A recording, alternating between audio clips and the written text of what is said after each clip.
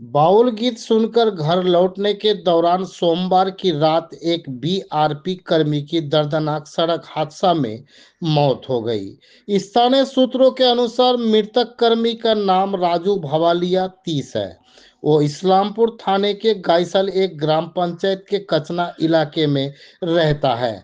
घने कोहरों के कारण उनका बाइक नियंत्रण खो बैठा और सड़कों के गार्ड बेल से टकरा गया, जिससे उसकी मौत मौके पर ही हो गई।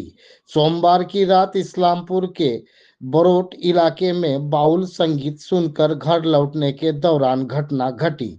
इस्लामपुर थाने के पुलिस मौके पर पहुंची और शव को बरामद कर पोस्टमार्टम के लिए इस्लामपुर अस्पताल भेजा गया।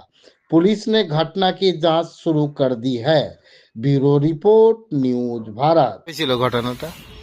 ঘটনাটা হচ্ছে আমাদের সহকর্মী রাজীব বাওয়ালি গতকাল রাতে ওই বোরোডের ওখানে বাউল গান হচ্ছিল, তো বাউল গান শুনতে আসছিল। বাউল গান শুনে বাড়ি ফিরছিল।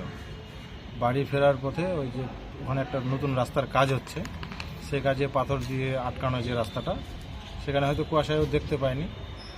এবার কুয়াশায় না দেখতে পাওয়ার ফলে ডাইরেক্ট গিয়ে সেখানে সজোরে ধাক্কা মারে এবং সেখানে এসে পড়ে যায়। ওর বয়স কত হবে? বয়স 30+। 30 প্লাস। ওর কি বিয়ে করছে? ওর ছেলে মেয়ে বাচ্চা আছে? বিয়ে করেছে, বউ আছে, বাচ্চা কাচ্চা হয়নি। ও বাচ্চা কাচ্চা নেই। বাড়ি কোথায়?